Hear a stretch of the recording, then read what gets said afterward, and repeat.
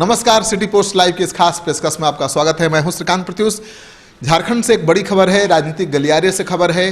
खबर यह है कि झारखंड में विधानसभा चुनाव के पहले ही महागठबंधन टूट गया है। झारखंड की 81 सीटों के लिए विधानसभा चुनाव होना है और उस चुनाव के पहले झारखंड विकास मोर्चा के सुप्रीमो बाबूलाल मरांडी ने बड़ा ऐलान कर दिया है। सभी विधानसभा सीटों पर अकेले चुनाव लड़ने का ऐलान कर दिया है। बाबूलाल मरांडी महागठबंधन के हिस्सा थे।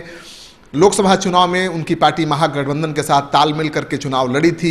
हालांकि सफलता उनको मिली नहीं, लेकिन बाबूलाल मरांडी का कहना है कि अभी महागठबंधन से अलग होकर चुनाव लड़ने का कारण ये है कि कोई दल बातचीत के लिए आगे नहीं आ रहा है, बातचीत आगे नहीं बढ़ पा रही है। ऐसे में अब समय नहीं है इंतजार करने का, क्योंकि चुनावी बिगुल बज चुका है। सभी दल अपने अपने चुनाव तैयारी में जुट गए हैं। ऐसे में वो कब तक इंतजार करते। तो बाबूलाल मरांडी झारखंड विकास मोर्चा के सुप्रीमो हैं और उन्होंने अकेले चुनाव मैदान में उतरने का ऐलान कर दिया है। इससे महागठबंधन को तगड़ा झटका लगा है। आपको पता है कि झारखंड विकास मोर्चा एक बहुत महत्वपूर्ण घटक था महागठबंधन का। बाबूलाल मरांडी झारखंड के पहले मुख्यमंत्री थे, तो माना जाता है कि झारखंड में उनकी अच्छी खासी पैठ है।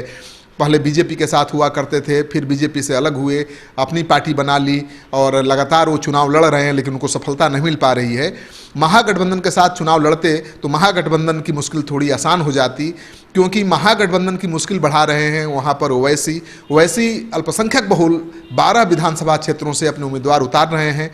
तो ओवैसी की इस रणनीति की वजह से महागठबंधन का जो समीकरण है वो बिगड़ गया है, एमवाई समीकरण। और वैसे में बाबूलाल मरांडी का अकेले चुनाव मैदान में उतरने का ऐलान कर देना महागठबंधन के लिए एक तगड़ा झटका माना जा रहा है। तो क्या इसका असर होगा, आप खुद अंदाज़ा लगा लीजिए। बीजेपी की चुनौती बढ़ी हुई है, क्योंकि हरियाणा में, महाराष्ट्र में जो विधानसभा चुनाव हुए हैं, जैसा उम्मीद था बीजेपी को नतीजे की, वैसा उम्मीद पूरा हुआ नहीं, वैसे नतीजे आए नहीं। महाराष्ट्र में भी बीजेपी को नुकसान हुआ है। भले वहाँ शिवसेना बीजेपी की सरकार बन सकती है, अभी भी पेंच फंसा हुआ है, लेकिन सरकार बनाने भर बहुमत मिल गया है, लेकिन बीजेपी को सीटों का नुकसान हुआ है। हरियाणा में भी बीजेपी बहुमत का दावा कर रही थी, लेकिन बहुमत नहीं मिला है। जाहिर है कि लोकसभा चुनाव में जो राष्ट्रीय मुद्दा था, नेशनल स्ट्राइक, सर्जिकल स्ट्राइक, वो काम नहीं आया विधानसभा के चुनाव में। और अब जब झारखंड विधानसभा चुनाव हो रहा है तो माना जा रहा है कि अब सर्जिकल स्ट्राइक ज़्यादा काम आने वाला नहीं है। स्थानीय मुद्दे ज़्यादा प्रभावी होंगे और वहीं चुनाव नतीजों को प्रभावित भी करेंगे। ऐसे में महागठबंधन अगर एकजुट रहता तो बीजेपी की चुनौती और बढ़ जाती, लेकिन महागठबंधन में जो बिखराव आया है उससे बीजेपी की मुश्किल थोड़ी आसान हुई है। और आपको पता है कि बीजेपी लगातार कोशिश करती रही है कि महागठबंधन के घटक दलों के जो भी कद्दावर नेता हैं उनको तोड़ा जाए और पार्टी से जोड़ा जाए। और 5 विधायक जेएमएम और कांग्रेस के हाल ही में बीजेपी में शामिल हो भी चुके हैं। तो एक तरफ बीजेपी अपने को मजबूत करने की कोशिश कर रही है, मुकाबले के लिए अपने को तैयार कर रही है, वहीं दूसरी तरफ महागठबंधन बिखराव के कगार पर है। बाबूलाल मरांडी अलग होने का ऐलान कर चुके हैं। कांग्रेस पार्टी भी ज़्यादा सीटों की मांग कर रही है।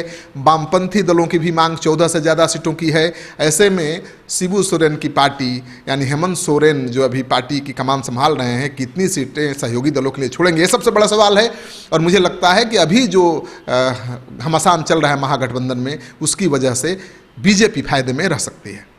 आपको ये खबर अच्छी लगे तो दोस्तों के साथ इस वीडियो को खूब शेयर करिए। अगर आपने अब तक हमारा चैनल सब्सक्राइब नहीं किया है तो कर लीजिए, क्योंकि झारखंड की पल पल की राजनीतिक खबर हम आपको दिखाते रहेंगे। सहयोग समर्थन के लिए बहुत बहुत आभार, धन्यवाद।